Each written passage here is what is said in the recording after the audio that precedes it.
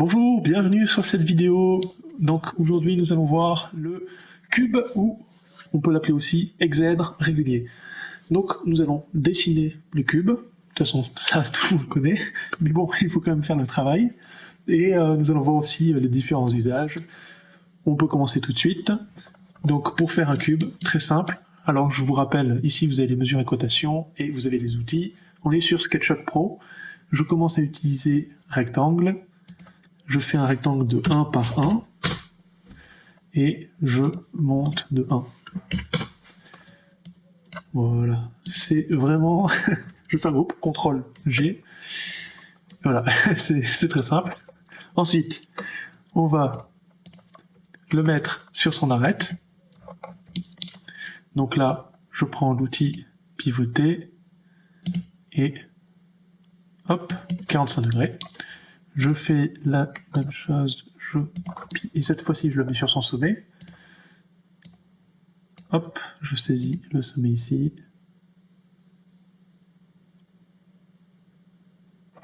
Et là, ah voilà, sur l'axe bleu. Ensuite je vais faire un patron. Donc, comme sur les autres vidéos, je commence par faire un socle. Je vais chercher le cube posé sur sa base. Et on va éclater tout ça. Donc on va faire celui qui est présenté le plus classiquement. Hop. Je copie. Je fais la rotation.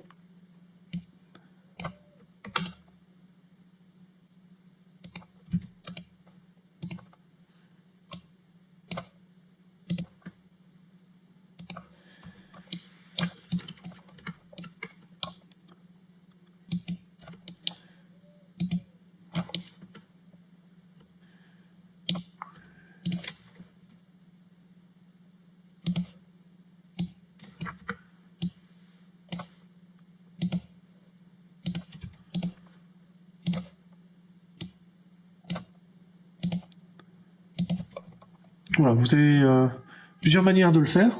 Là, j'ai choisi le patron en T.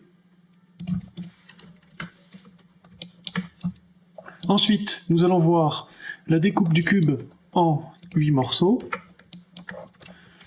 Donc là, pour faire ça très simple, en fait, je vais le copier et le changer d'échelle pour lui donner une échelle d'1,5. À partir de là, je me mets en transparence. Et je viens copier comme ça. Hop. 3, 4. Je sélectionne les 4 du haut. Je les copie. Et nous voilà avec 8 cubes dans un cube. Sachant que le petit cube est au niveau de son arête 2 fois plus petit par rapport au grand cube. Ensuite, cube dans cube. Alors là, par contre, ça devient un peu plus complexe. Donc je pars du cube sur sa base, et je vais aller chercher le cube sur le sommet. Donc, pour commencer, je vais prendre voilà, le sommet par rapport à l'autre, et je viens redimensionner. Et je vais positionner ce cube au centre du carré, et ici. Et donc on voit que les sommets ne touchent pas la paroi. Donc là, je supprime les guides, on va faire quelque chose d'un petit peu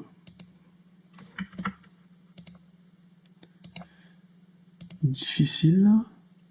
Donc je viens chercher le centre, les arêtes avec mes guides.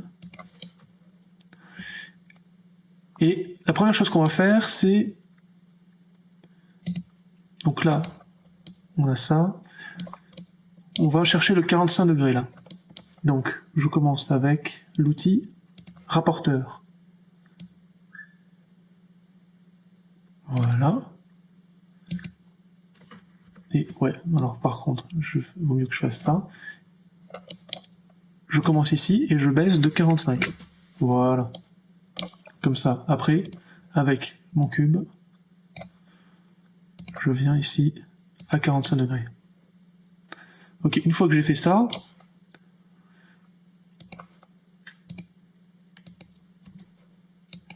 hop, je viens mettre un guide et je vais coller ça à la paroi. Voilà. Donc là, on remarque qu'on a 2 sommets sur les faces du cube, il nous en reste 2 autres à mettre. Donc, comment est-ce que je peux faire?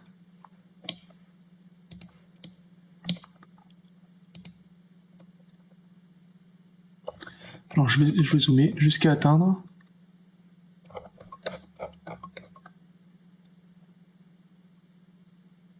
Voilà. Donc là, j'en ai 3.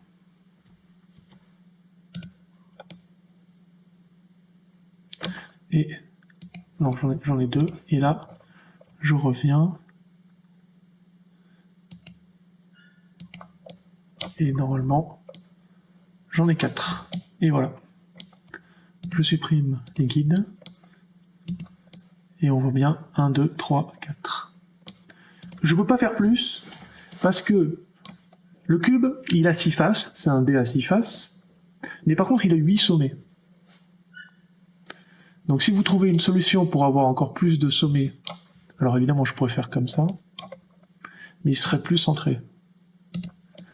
Là il en aurait 6 sur les 8. C'est vrai, je pourrais faire ça, mais il faut quand même avoir les centres des volumes qui coïncident.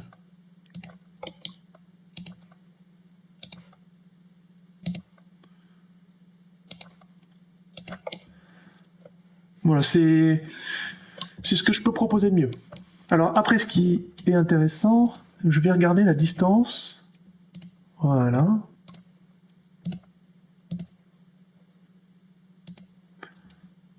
Et là, je vois 0,414. Et tout de suite, ça me fait appel à racine carrée de 2. Racine carrée de 2, c'est ici.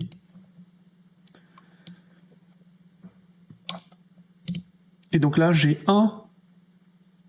racine carrée de 2 moins 1. Pourquoi, je sais pas. Mais en tout cas, c'est marrant au niveau mathématique. Ok. Ensuite, cube plus cube. Alors là, vraiment, très très très simple. Je prends mon cube, et là, je multiplie par 5, et voilà. Je peux pas faire plus simple. Accrétion de cube. Alors là, on a différentes manières de voir l'accrétion. Alors, on va peut-être commencer par celle où on va mettre les cubes par rapport aux autres faces du cube. Donc voilà. Et enfin, le dernier. Voilà. Et puis après, je peux continuer ainsi de suite. Et j'espère que vous pourrez remarquer le volume résultant, qui n'est plus un cube. Alors on pourrait dire que c'est une croix en 3D, mais si vous continuez le processus, vous allez obtenir de loin un octaèdre régulier. Ensuite, nous avons une autre façon de faire, qui est celle, je dirais, qui est poussée dans l'éducation classique, c'est de partir du cube et en fait de reproduire un cube au niveau supérieur. Donc on a 8 cubes dans un cube. Et une autre manière de faire, ça va être de refaire la croix, parce que en fait ça semble le plus logique, c'est de faire vraiment d'abord à partir de toutes les faces du cube, et pour je ne sais quelle raison, mais voilà, eh bien vouloir avoir un cube à la fin. Donc je fais comme ça. Et donc là, on a 27 cubes par rapport au premier cube.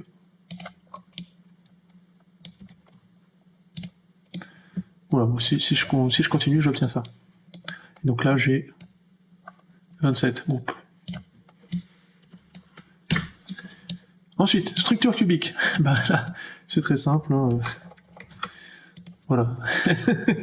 Je peux continuer comme ça sur l'ensemble de l'espace. Tour cubique, aussi très simple. Je prends mon cube, je monte, je multiplie. Si je veux, je peux aussi faire comme ça. Voilà, très simple. Ensuite, cube dans dodécaèdre pentagonal. Alors, dodécaèdre, c'est-à-dire 12. Dodéca, 12. Èdre, face, donc 12 faces. Pentagonal, de pentagone, c'est-à-dire qui ont 5 arêtes. 5 côtés. Alors, comment est-ce que je fais ça, dans ce volume-là? Eh bien, je viens relier différents sommets.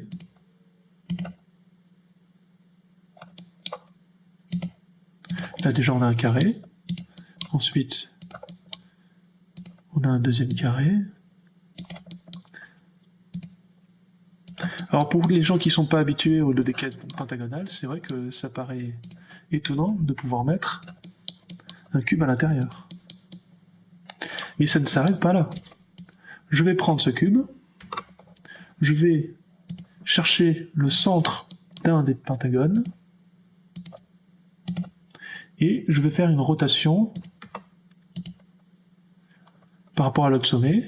Je multiplie par 4, et me voilà avec 5 cubes dans un dodécaèdre pentagonal.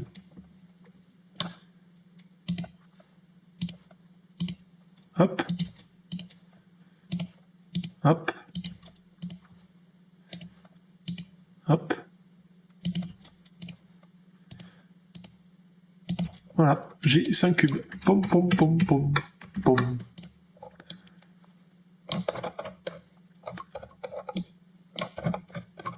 Maintenant, on va voir les usages. Donc, je sais pas si vous connaissez ce monument, mais les gens, quand ils voient ce monument, ils voient pas le cube, forcément. Donc, j'espère que maintenant, vous verrez le cube. Parce que le cube, quand on le voit sur sa base, ça, tout le monde le voit bien, mais quand on le voit sur son sommet, c'est pas forcément le cas. Ensuite, de manière très classique, tout ce qui est packaging, tout ce qui est stockage. Bon, toutes les maisons d'architectes maintenant, ça ressemble à ça. Voilà, le stockage.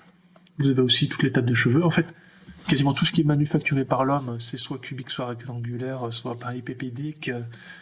Et en fait, on en vient à des extrêmes où on vient faire pousser des pastèques dans des cages plastiques cubiques pour que ensuite ce soit plus facile à transporter et peut-être même à couper. Enfin voilà.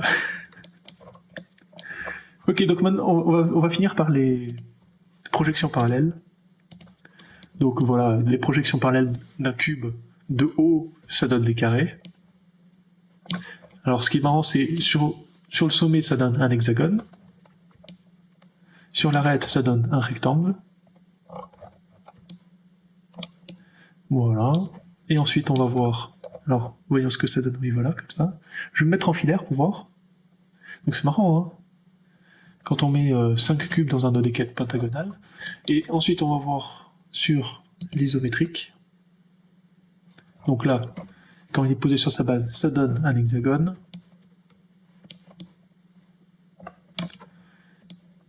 Et ensuite, si je me mets en filaire, voilà ce que ça donne.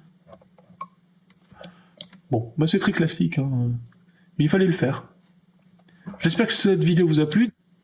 Vous pouvez me soutenir en allant sur mon site beltidé.com. Vous aurez mes 2 e-books PDF 3D disponibles. Le premier sur les imbrications de volume. Donc je vais vous montrer le sommaire. Ensuite, on va aller page 69, où on peut avoir dans du PDF du 3D, où on peut zoomer, dézoomer. Ensuite, utiliser les différents boutons.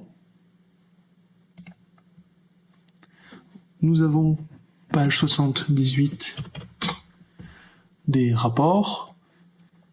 Et après, on a différentes projections comme ça. Je vais aller page 83.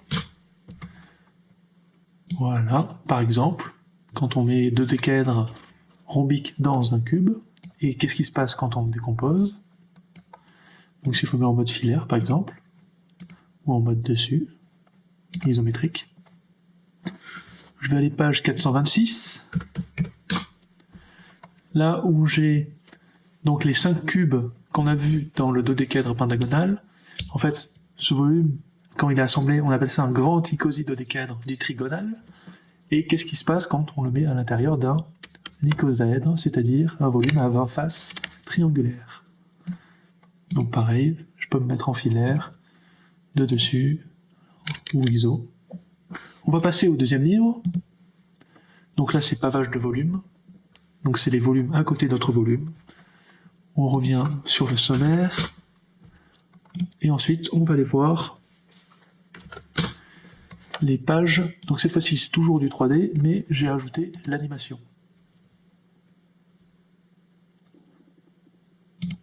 Donc ça, c'est ce qu'on a vu avant, mais maintenant, avec l'animation, on va plus loin. Et donc, j'espère que vous voyez l'octaèdre qui sort de cette manière de faire une accumulation de cubes par rapport aux autres phases des cubes. Donc je peux mettre en transparence ou en opaque. Toujours, je peux mettre en isométrique de dessus. Voilà. Je vous souhaite une bonne journée.